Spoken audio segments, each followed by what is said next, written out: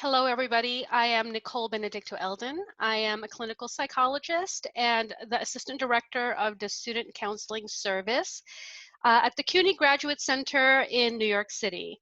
I am really happy to have with me today Dr. Paul Greene, who is the Director of the Manhattan Center for Cognitive Behavioral Therapy. And today we will be talking about health worries and health anxieties during COVID-19. So, hi, Paul. Hi there. Thanks so much for having me. You're welcome. I'm going to do a little intro and a little bio about you, if you don't mind. Dr. Greene Sure. received his doctorate in clinical psychology from Boston University. He also completed his postdoctoral training at Memorial Sloan Kettering Cancer Center and the Mount Sinai School of Medicine in Manhattan. Dr. Greene is not only an expert cognitive behavioral therapist, but he has also been an assistant professor, a researcher, and a very sought-after speaker all over the world. He is an expert in the treatment of post-traumatic stress disorder and pretty much every type of anxiety disorder that you can think of. In fact, I went to your website and I saw all these different anxiety disorders that I have not even had an opportunity to work with. So, so that was interesting. And Dr. Greene is also a certified meditation instructor and a teacher of mindfulness-based stress reduction. Did I miss anything? No, I think that's great. It's good to be here with you. Thank you. So the first question that we have is, what is the difference between normal health worries and those that are considered health anxiety? Well, it's a good question, especially these days when the line between those two things seems to have been blurred. But what I usually tell people to really be on the lookout for is worry about health that's taking up a lot of your time. Especially if that worry feels like it's out of control, that you try to stop it and get a handle on it and you've not been able to. And a lot of people, I think, find that when they're worrying about their health more than they know they should, that's kind of a warning sign as well. Mm-hmm.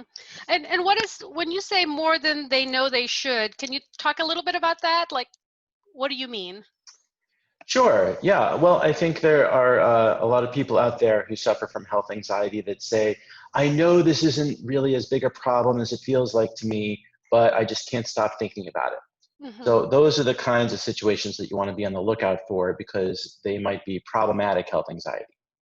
Yeah, you know what I really love about that is the idea that they have some insight into the fact that maybe they're worrying more than they should. So they can like kind of look into themselves and use that as information. So thank you. That makes a lot of sense.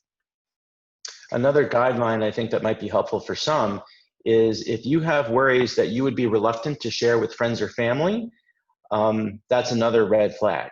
Like if you Okay. think, well, maybe to avoid the coronavirus, I should move to Antarctica, and you know that you would get negative reactions on that from friends and family, that's a sign that maybe worry has gotten a little bit out of hand for you. I see. Okay. And what are the types of health worries and anxieties? You already mentioned it just now, but what are the different types of health worries and anxieties that you are seeing because of COVID-19?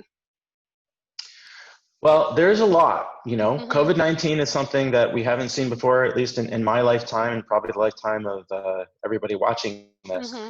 So it's very understandable that there would be a lot of worries and anxiety around it. What I'm seeing a lot of is people engaging in what I would call extreme avoidance behaviors due to this health anxiety. And in cognitive behavioral therapy and psychology, we often talk about avoidance behaviors as being problems or problematic or pathological. Mm-hmm. In this case, I don't think that's necessarily true. In fact, the Yeah. Department of Health Yeah. for New York State was telling people avoid each other, basically. Right. Stay home from work. Right. So it becomes a little bit murky to distinguish between problem avoidance and healthy avoidance. Mm-hmm. Um, so it's difficult to draw that distinction, but one kind of anxiety that I'm seeing, or one anxiety behavior I'm seeing, is a lot of checking. And checking is a good one to focus on if you're a therapist because it's easier to tell if it's problematic. So for example, I know someone who was very concerned about COVID-19 and got himself a pulse oximeter to measure the levels of oxygen in his blood to make sure that he wasn't having pulmonary symptoms of the disease, even though he didn't have the disease, wasn't particularly at risk for it. So that checking your temperature, which is, to an extent a reasonable thing to do, but in excess is not a healthy thing to do. So that's something I think people can look out for, is excessive checking behaviors. And I could also imagine that for individuals, for people out there who may have already had some tendencies towards like obsessive and maybe compulsive types of checking, that they might have to watch out a little bit more, and it might be a little bit more blurry because, like you said, they're being told to be vigilant, but then they already have a tendency to be vigilant. That's true. I mean, it's good to be vigilant, no doubt Yeah. about it, but I Yeah. think you're exactly right that people who tended to be a little bit more extreme with their vigilance before are still more extreme about it now. Yeah. And what are some ways that you can share with us about how to cope with health anxiety? Well, it's important to, I think, understand what type of health anxiety one has. So, for example, there's one type of health anxiety that looks a little bit more like obsessive compulsive disorder. So someone will get a thought like, oh, maybe I have a rare cancer. And this will lead quickly to checking on the internet to see what are the symptoms of this rare cancer and thinking a lot about whether I have that or not. For that kind of health anxiety, which can also happen for COVID-19, Yeah.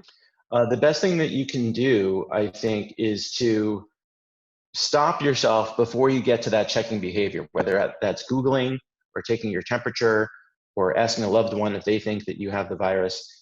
Interrupting that link between the thought and the behavior, I think, is a key strategy that works well for people. So that's one step people can take. Yeah. And how can you give us some examples of how you might stop yourself from doing that? Sure. Yeah, there's something about the immediacy of the behavior following the thought that becomes problematic. So, for that reason, if you can delay it by 5 minutes, 10 minutes, 20 minutes, this is going to help you. So, if you think, oh, I coughed a while ago, I probably have COVID-19. Let me check what WebMD says about it. You can do that, but try to delay that by 10 minutes if you can, because 10 minutes is not going to make a difference in your clinical prognosis if you have COVID-19. Hopefully you don't, and you probably don't. But that delay is going to help build your ability to tolerate some of the feelings that lead to the anxiety behavior, and that's going to help. Yeah, and I know that you've done some mindfulness-based stress reduction. I was also thinking about, that if the anxiety in between the thought and the behavior becomes so heightened, that one of the things is to do something, for example, like mindfulness, to help calm like the anxiety of needing to like do the checking right away. Well, that can help too.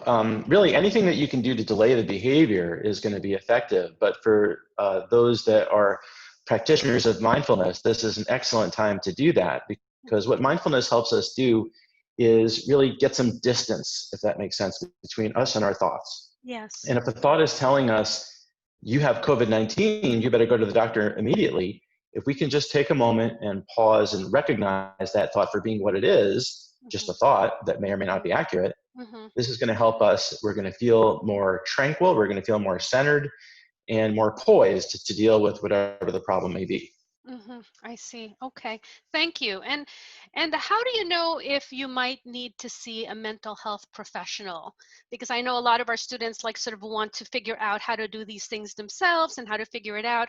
But how do you know if maybe you would need a little extra help? That's a great question, especially these days. It's so hard to really tell what's excessive and what's not. I mean, there's been instances even over the past few months, like in March, things that people were doing that seemed really excessive in March. In May and June, we now know that that was smart. Yes. In hindsight. So it's a little bit Yes. it's a little bit hard to tell. But the guideline that I would offer is, if health anxiety is really taking up and worry are taking up a lot of your days, are taking up a lot of time, and they're really keeping you from striking that balance between appropriate concern and living your life, then it's probably a good time to at least seek a consultation. And a good therapist is going to be able to tell you, yes, you do need some help, or no, you actually don't need help. You're doing well. Okay, so a consultation as a first step might be helpful. Yes, exactly. It's good, I think, for people to remember that just because you do an initial session with a therapist, it doesn't mean that you're signing on to work with them for months or longer. Right, It really just means you want their professional opinion. right. Great. And is there anything else that you would like to share about this topic that we haven't talked about yet? Well, yeah, one thing I would offer that's generally, I think, useful about health anxiety is statistics can be your friend when it comes to navigating health anxiety. So if you're concerned that you have COVID-19, right now, there are pretty good ways to determine what the prevalence of the virus is in your area. So let's say you go online and you're able to figure out, in this case, I might actually recommend going online. If you go online and you figure out that in my neighborhood or my borough of New York City, the percentage of people that have COVID-19 right now is, let's say, 0.5%. Mm-hmm. Then you should probably be anchoring your own estimations of your likelihood of having the virus based on that. Mm-hmm. Um, a lot of times what people will do is think, oh, I'm really scared. I think it's 30% likely that I have it.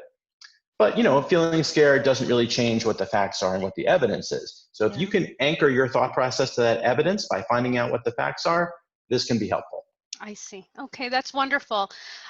So thank you very much, Dr. Greene, for making this video for our students. We are also concerned about our health right now. It's like, I feel like it's like a general issue that all of us have. We're concerned for our health, our family's health, and it's just really nice to be able to distinguish when is it that might be more in a normative range versus when it is that we might need help.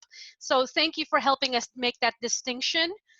Um, and also for those of you who do need help, I hope that you do seek it out. Seeking out help is an act of self-care, but it's also an act of courage. Thank you for watching, and please stay safe and be healthy.